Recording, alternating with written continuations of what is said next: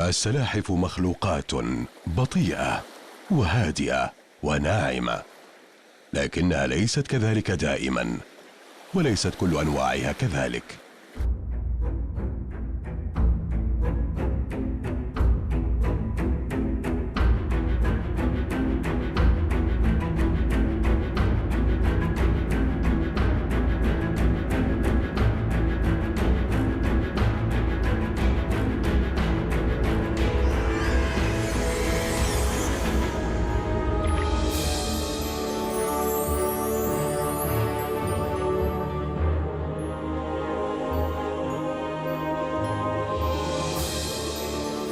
بعض أنواع السلاحف صيادة شرسة، وبعضها الآخر يصبح شرسا خلال موسم التكاثر،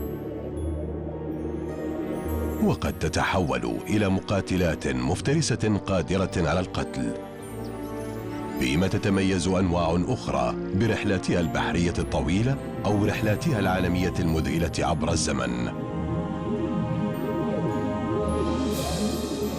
وبعضها يعمر لمئات السنين. تدخل السلاحف أيضا في مرحلة سبات وتعيش تحت الأرض لأشهر قبل أن تولد،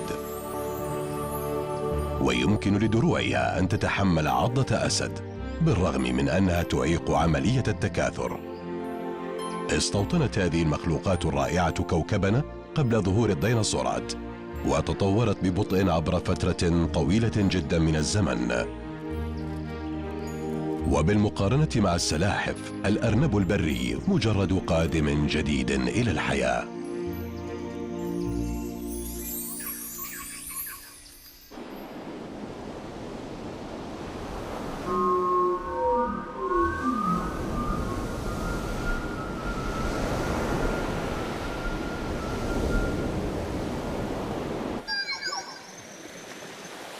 يسمى وصول سلاحف البحر الزيتونية لوضع بيضها على الشاطئ الأريبادا أو الوصول، ويعد واحدا من أجمل المشاهد في الطبيعة.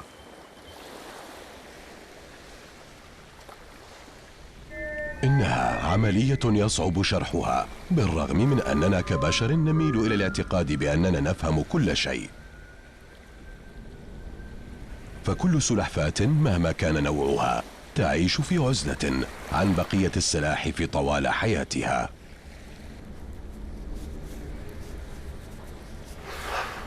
السلاحف حيوانات منعزلة جدا، وبحسب ما نعرف لا تتواصل فيما بينها، ولا تشكل مجموعات دفاعية، ولا تفترس بعضها.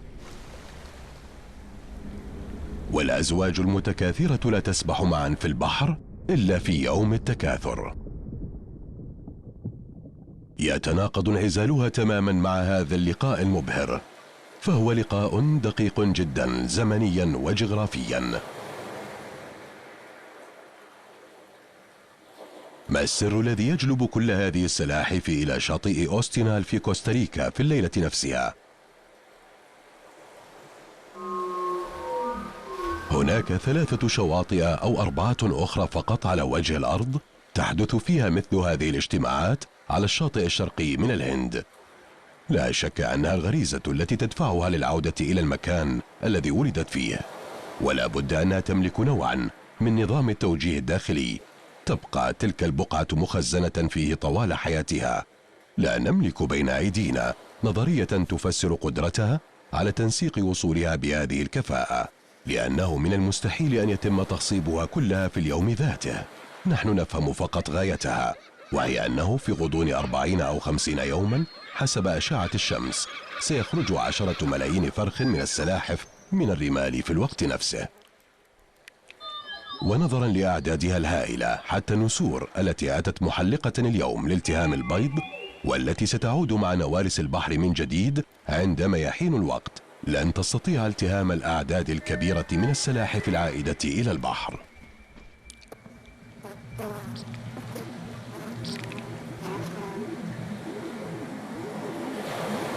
ما بين أغسطس ونوفمبر ول4 مرات في العام تجتمع السلاحف الزيتونية بمئات الآلاف على الشاطئ قبل 10 أيام من ميلاد القمر الجديد لوضع بيضها.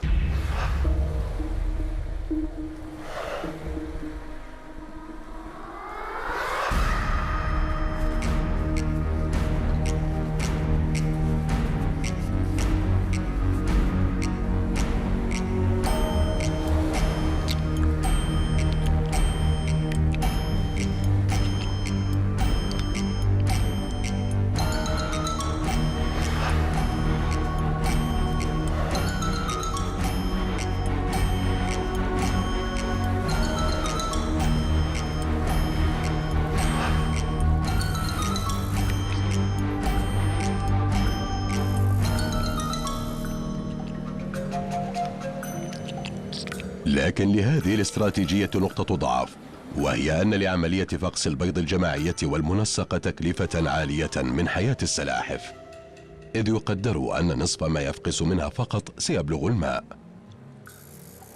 وفي النهاية سيتمكن 2 فقط من كل 100 فرخ سلحفاة من التكاثر يوما ما. هل هذه تضحية منطقية؟ تبدو خسارة فادحة، لكن هذا التوازن هو ما يبقي أعدادها متوازنة، حيث تضع الأنثى 100 بيضة، بحيث إن نجا صغيران من كل عش ناتجان عن ذكر واحد وأنثى واحدة، فستبقى الأعداد ثابتة.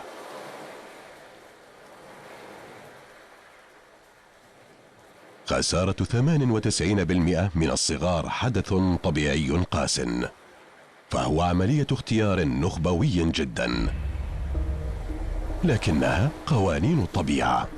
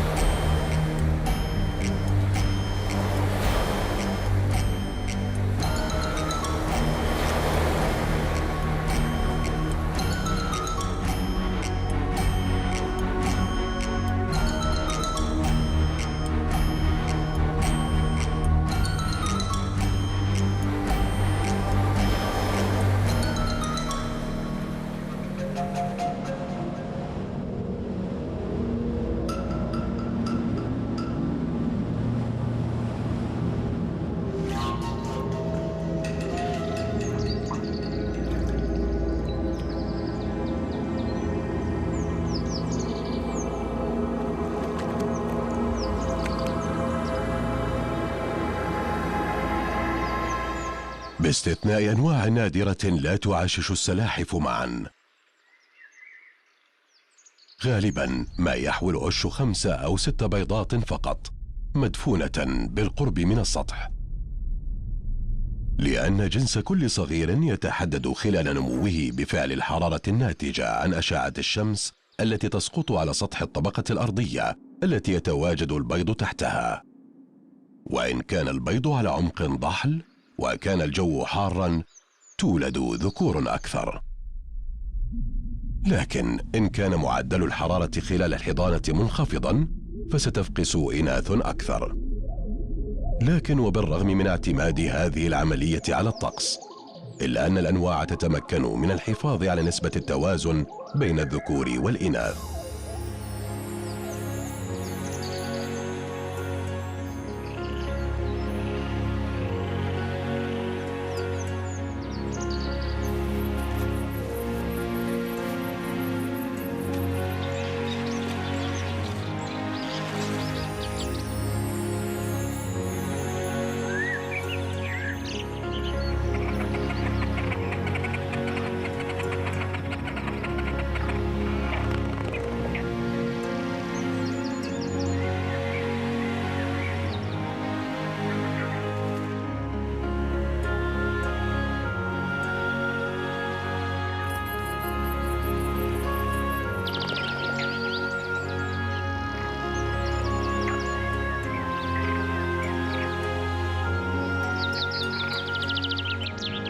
بدأت صغار السلاحف عملية الفقس اليوم.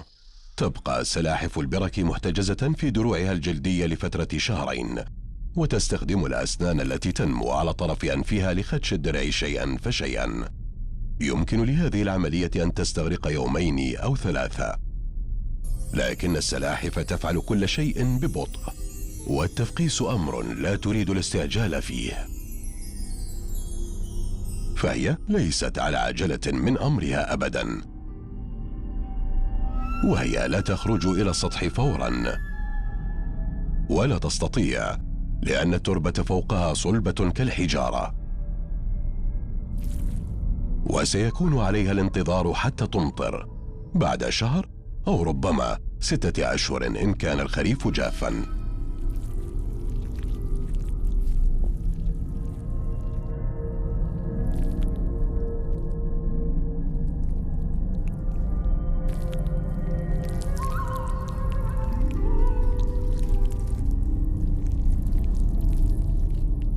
في شمال إفريقيا والمناطق الغربية من أوروبا المطلة على المتوسط تعيش سلاحف البرك، والبيض الذي تضعه في الصيف يفقس في الخريف إن أمطرت، وإن لم تمطر فيفقس بعد الشتاء البارد. وعلى الصغار أن تنتظر وتبقى مدفونة حية.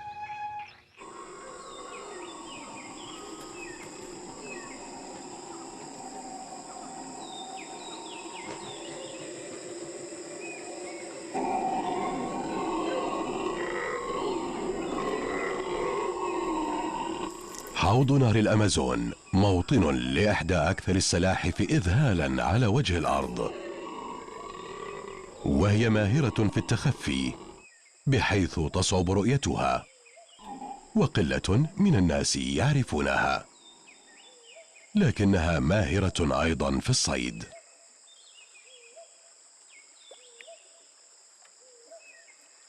يمكنها التسلل دون أن يحس بها أحد، وتتحرك ببطء شديد جدا بحيث لا يلحظ وجودها أحد، وهذا سر نجاحها في الصيد، وهي تصيد الأسماك الحية الصغيرة والسريعة. تملك الأسماك عضوا حسيا يسمى بالخط الجانبي يرصد كافة أنواع الاهتزازات في الماء، لكنه ليس حساسا بما يكفي ليستشعر السلحفاة وهي تطوف حوله خلسة.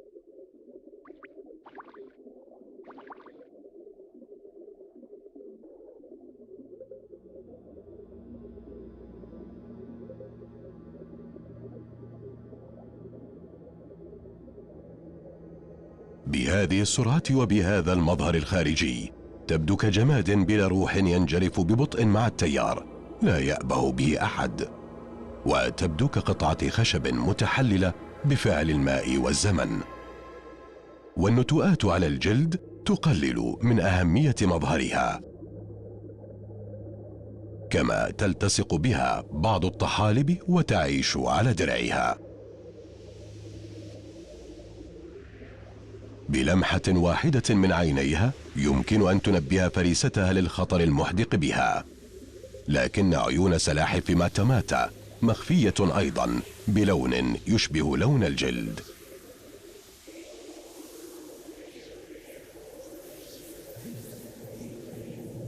سلاح هذه السلحفاة السري هو فمها، فهو يعمل كمكنسة كهربائية، وعندما تصيد سلحفاة ماتاماتا يتحول بطئها الشديد إلى سرعة فائقة.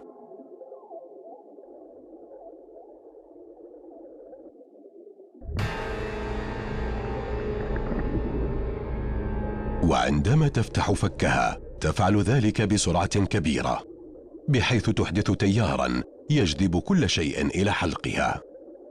لا يمكن لسمكة قريبة جدا منها أن تفلت.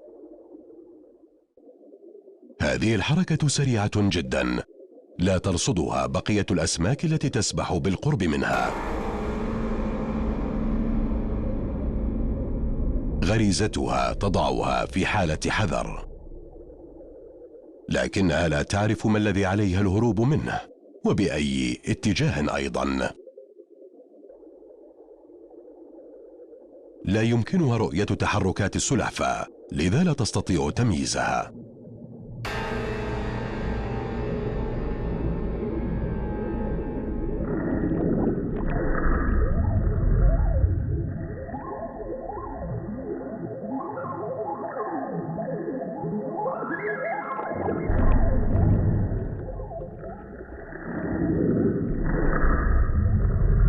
سلحفاة ماتا ماتا مخلوق استثنائي.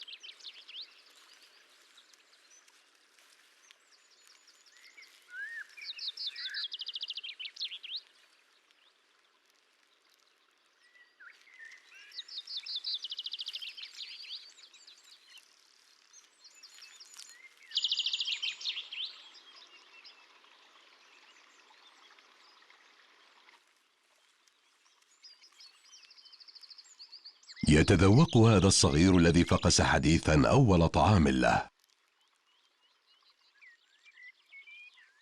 الأزهار تجذب انتباهه بشكل ملحوظ بسبب لونها ورائحتها.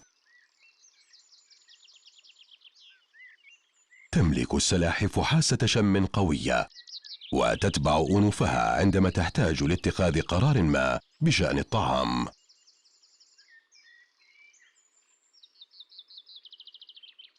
كما أنها تملك لسانا معقدا يحتوي على مختبر تحليل كيميائي فائق السرعة. وعندما تريد سلحفاة تناول نبتة جديدة، يكون عليها القيام بعدة إجراءات احتياطية مسبقة. أولها قضم قطعة صغيرة ثم الانتظار. فتجربة نبتة جديدة ينطوي على خطورة احتمال أن تكون سامة، وبالتالي تفضي إلى موت السلحفاة، لذا الكمية مهمة جدا.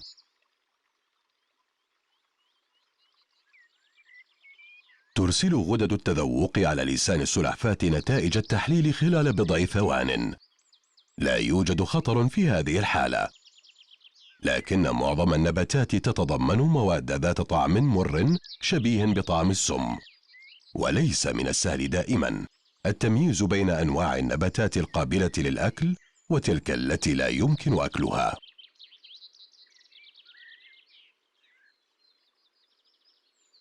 السلاحف ليست حيوانات ملقحة، فهذه القدرة ليست من اختصاصها، لكنها تغتنم الفرصة السانحة لها.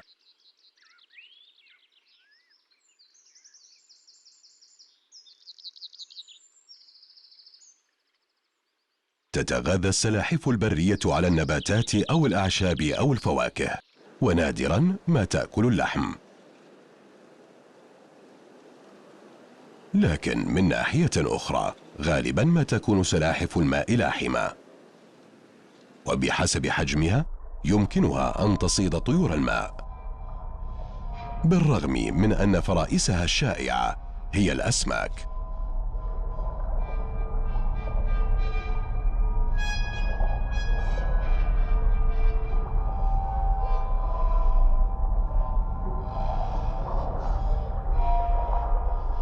تعد سلحفاة التمساح أكبر أنواع سلاحف المياه العذبة في العالم.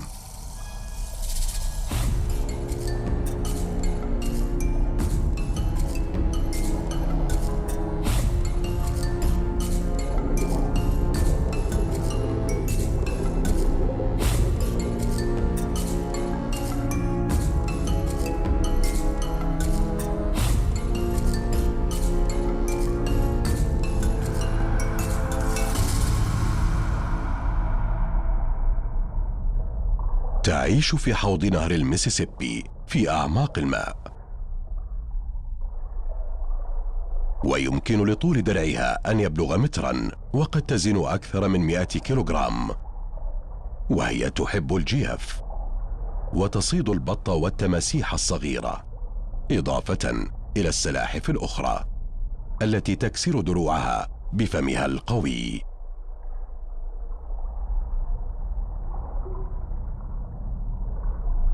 لكنها تفضل الأسماك في صغرها.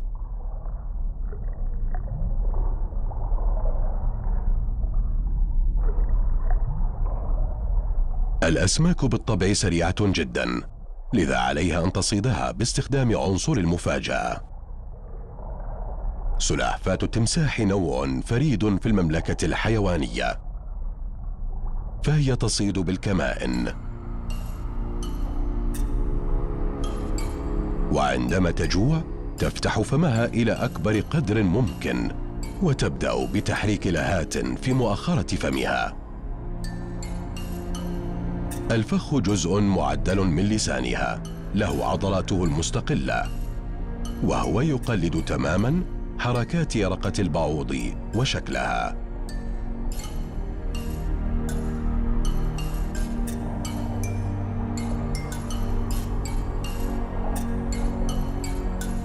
يبدو وكأنه يرقة مائية حقا، وهي الطعام المفضل لدى العديد من الأسماك.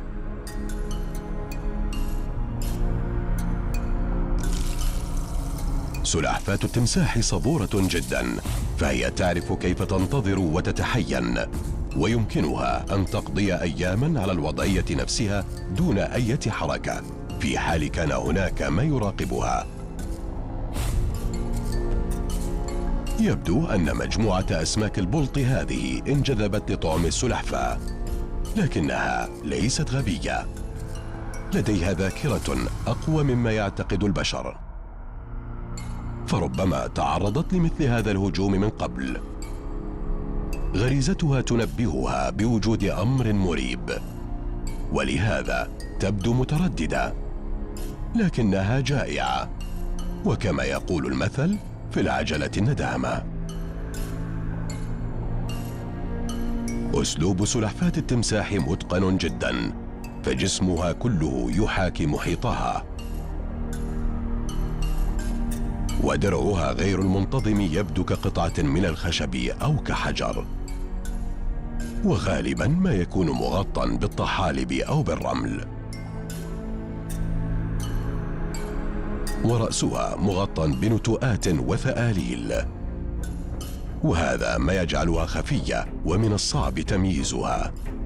وفمها المفتوح فخ مخيف يمكن أن يطبق خلال جزء من الثانية.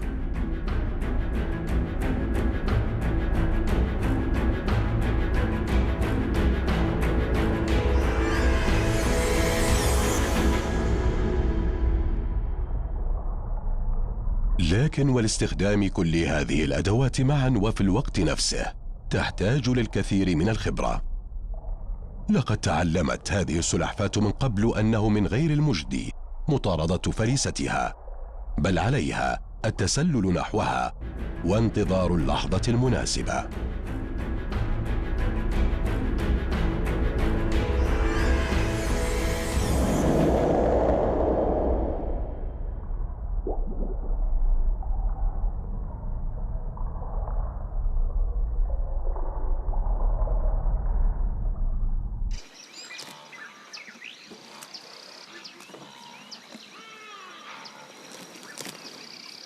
لا أحد يعرف بالضبط العمر الذي يمكن لسلحفاة التمساح بلوغه، بالرغم من أن بعضها عمر لأكثر من 150 عاما.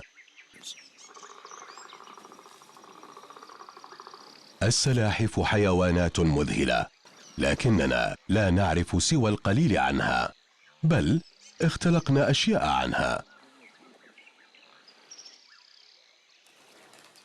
فنحن البشر نميل إلى ربط بعض الصفات وبعض السمات بأنواع مختلفة من الحيوانات بحسب حبنا أو كرهنا لها، أو بحسب خوفنا منها، أو إن كان بإمكاننا الاستفادة منها.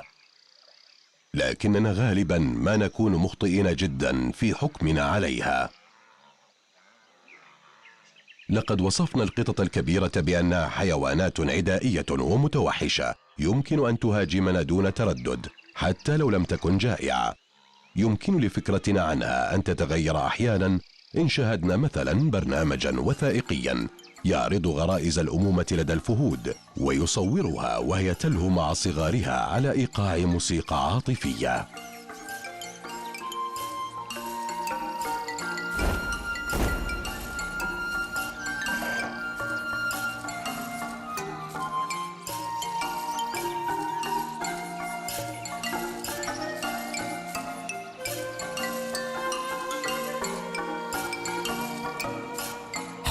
لكن سرعان ما سنعود إلى فكرتنا السابقة عن القطط الكبيرة. هذا مضلل. ومن ناحية أخرى ليست كل السلاحف حيوانات مسالمة.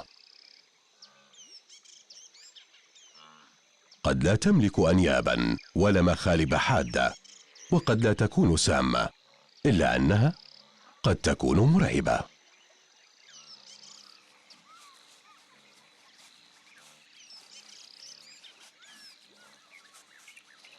هذه أكبر السلاحف الموجودة على القارة وأقواها، وليس على الجزيرة فقط.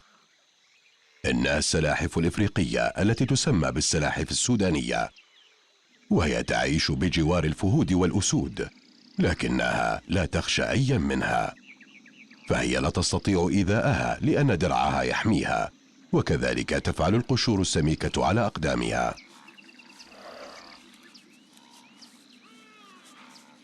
التهديد الأسوأ للسلحفاة السودانية هو سلحفاة سودانية أخرى، خاصة عندما تكون المواجهة بين ذكرين. يتجول كل حيوان في منطقته، وبفضل حاسة شمها القوية وفضلاتها يمكنها الحفاظ على مسافة مناسبة فيما بينها.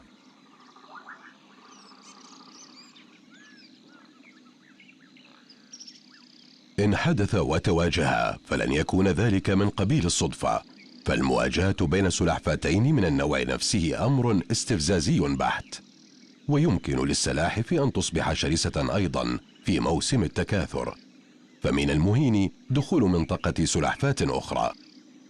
وهناك طريقة واحدة للتفاعل مع ذلك. الطريقة الطبيعية هي أن يختبر المتحدي قوة خصمه وعزيمته من خلال قوة ضرباته، وإن كانا متساويين في القوة فسيكون القتال شرسا جدا.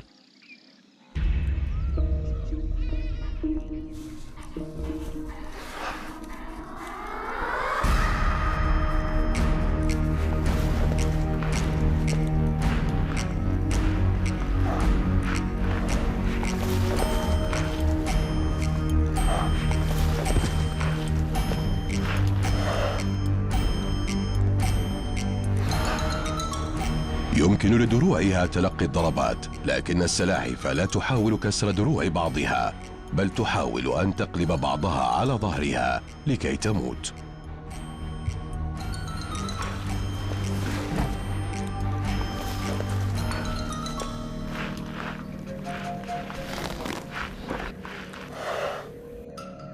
لهذا النوع تحديدا درع محدب، وشكله يحميها من أقدام فيل لا مبال.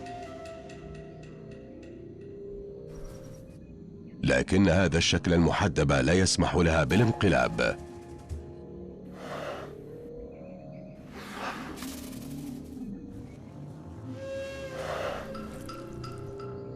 ففي هذه الوضعية تكون الرئتان مضغوطتين بفعل الأعضاء الداخلية الأخرى، ما يجعل من الصعب عليها التنفس جيدا عندما تحتاج إلى أكسجين أكثر. واليوم حار جدا في كينيا.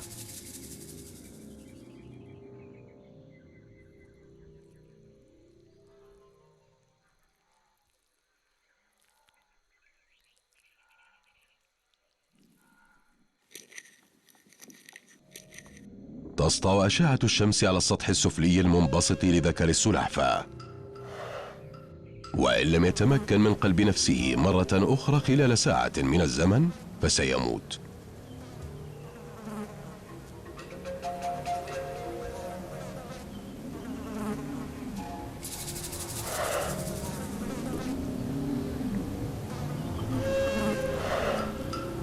وسيتابع الذكر المنتصر غير الآبه بمعاناة عدوه مطاردة الإناث.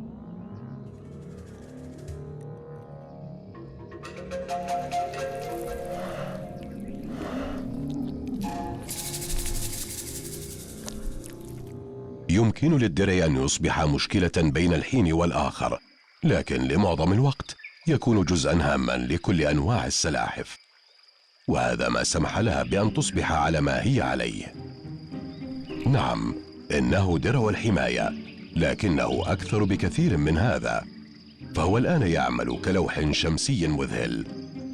تحتاج الزواحف لرفع درجات حرارة دمائها وأعضائها لكي تتابع عمليات أيضها الهامة، والتشمس تحت أشعة شمس الصباح أكثر أهمية لها من تناول الفطور، وإن لم تأخذ حمامها الشمسي هذا فلن تتمكن من هضم فطورها.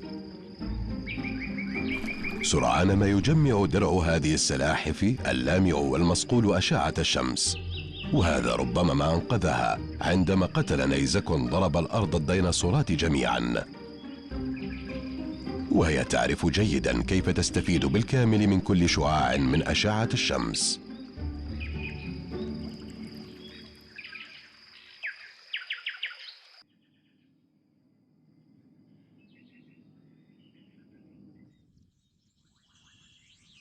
الاستحمام تحت الشمس مهم أيضا لتكاثرها.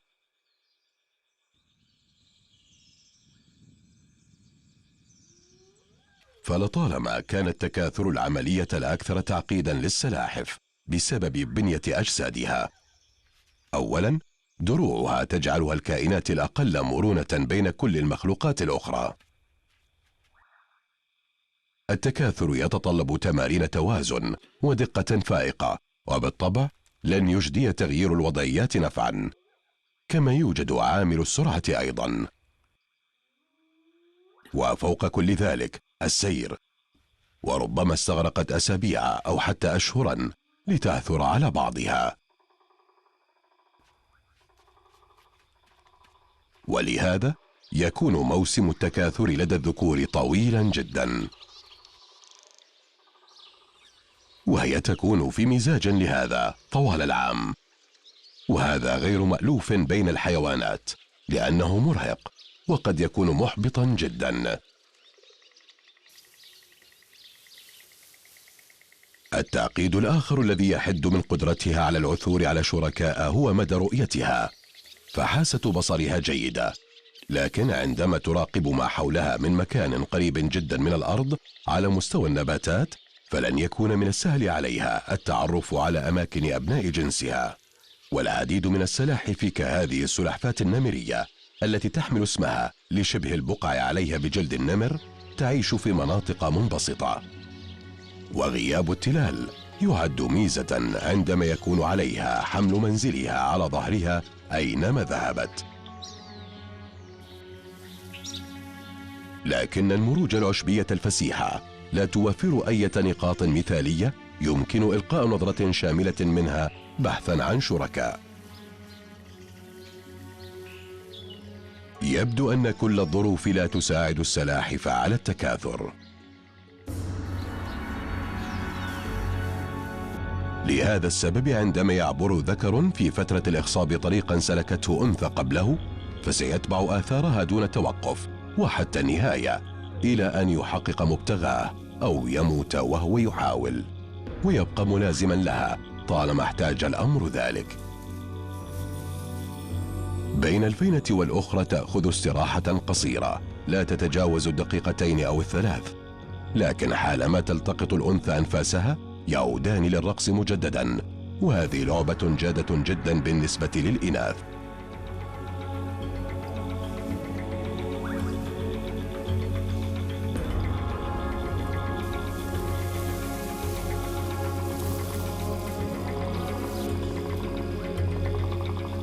باندفاع غريزي يحاول الذكر عدة مرات اعتراض طريقها ويسير حولها ويتوقف أمامها مباشرة في محاولة لثنيها عن موقفها، بالرغم من أنها الآن تشيح ببصرها عنه، لكنه يتبعها كظلها منذ عدة ساعات. ويبدو أن الوقت ما زال غير مناسب. مر الذكر بوقت عصيب قبل أن يعثر عليها مستعينا بحاسة الشم، لكن الحظ لعب دورا هنا، وهو لا ينوي الاستسلام. المشكلة هي أن الأنثى ليست مستعدة جسديا بعد للحمل، لكن إصرار الذكر سيسرع تطورها إن بقي مصرا على موقفه ليلا ونهارا.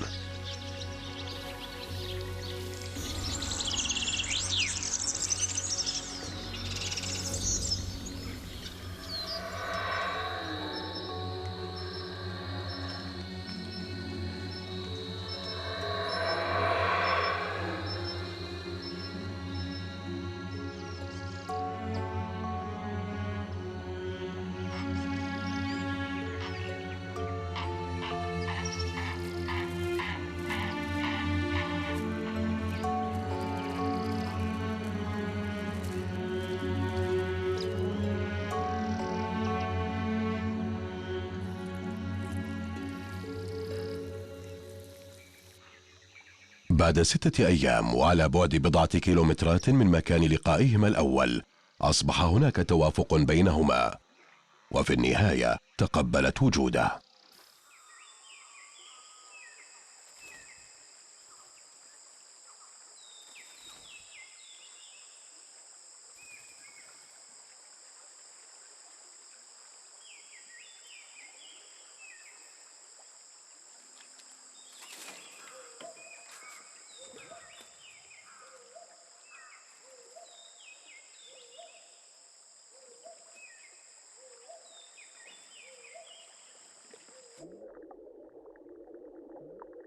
ما عدا البشر قلة من الكائنات الحية تهاجم السلاحف، وتدرك معظم الحيوانات أنه من غير المجدي محاولة اختراق الدفاعات القوية لهذه الزواحف المدرعة، ولهذا لا تضيع وقتها في المحاولة.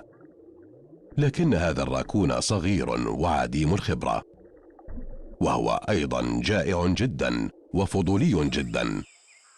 إنه يبحث تحت الحجارة في جدول الماء عن أي شيء يسكت جوع معدته الخاوية. صلابة قشرة جراد البحر لم تمثل له تحديا، لكنها وجبة ضئيلة ويحتاج للمزيد من الطعام. الأنياب والقوة البدنية والذكاء هي أسلحة الراكون الفعالة، والكثير من السلاحف تموت إرضاء لجوعه.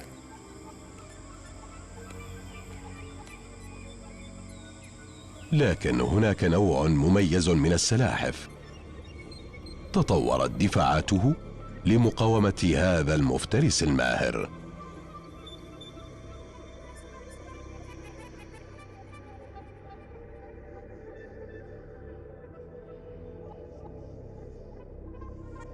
إنها سلاحف الطين المخططة، والتي يمكنها أن تكوم نفسها لتنعزل عما حولها، فالجزء السفلي من درعها يحتوي على مفصل شبه مطاطي قابل للطي، بحيث يمكنها من إخفاء أقدامها وذيلها وكل شيء فيها. إنها دفاعات غير قابلة للاختراق، والحل الوحيد هو أكلها بالكامل، وهذا ليس سهلا بالطبع.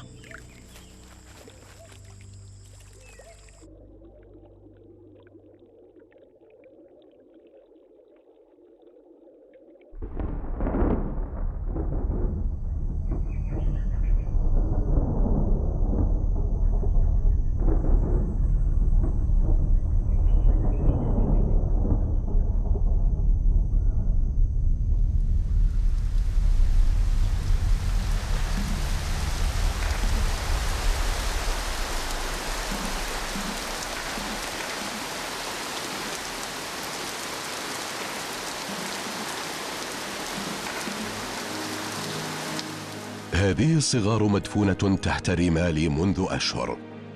إنها من فصيلة سلاحف البركي في منطقة البحر المتوسط وسط إسبانيا. لقد كسرت قشور بيضها خلال الصيف الدافئ، لكنها كانت مجبرة على الانتظار حتى الخريف، ومنه إلى الشتاء. في البداية كانت التربة جافة وصلبة بفعل الحر، ثم جاء الطقس البارد فكان من المستحيل لها أن تخرج.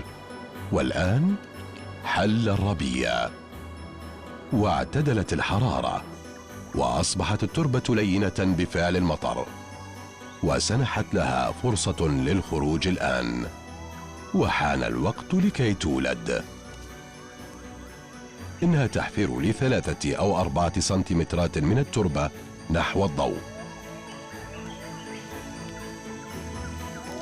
فتحت عيونها على يوم دافئ، وسرعان ما توجهها غريزتها إلى الاتجاه نفسه. إنها تبحث عن الماء العذب، فخارجه تكون فريسة ضعيفة جدا، وهي لا تولد بأعداد هائلة كقريباتها سلاحف المياه المالحة.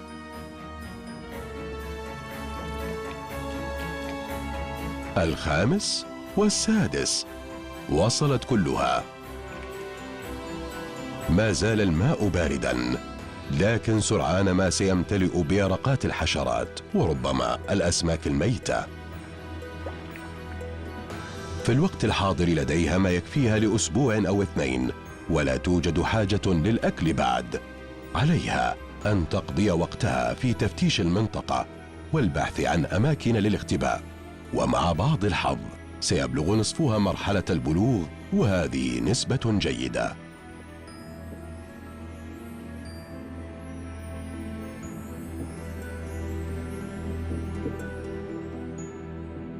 لطالما كان الغوص وسيلة دفاعية فعالة للهرب من المفترسات التي تسير فوق اليابسة، وربما كانت هذه هي الطريقة التي بدأت السلاحف البحرية رحلتها فيها نحو العيش في الماء.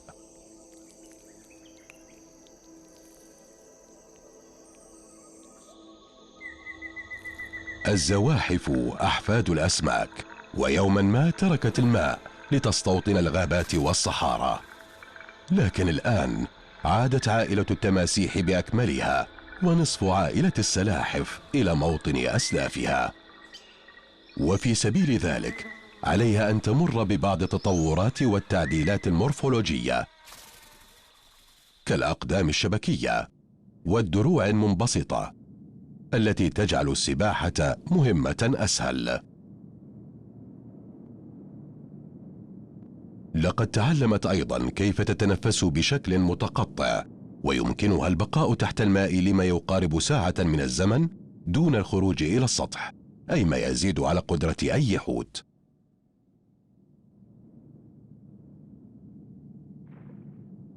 السلاحف التي تعيش على هذه الارتفاعات تدخل أيضا في السبات الشتوي أو الصيفي لأشهر، وتحصل على الأكسجين اللازم من الماء مباشرة عبر فتحات خاصة تشبه خياشيم الأسماك.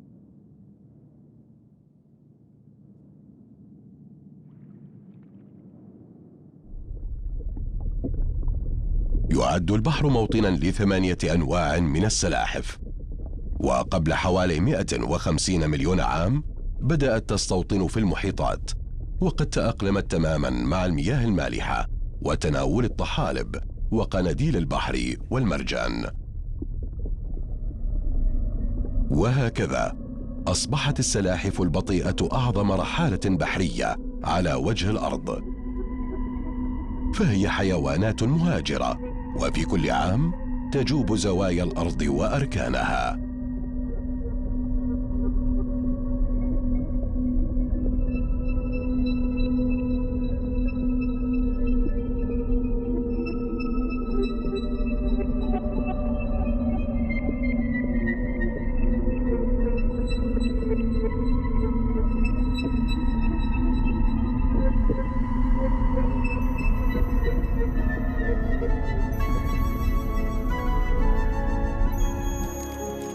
امتلكت السلاحف الوقت الكافي للتغير والتأقلم مع الأنظمة البيئية المختلفة وطرق العيش.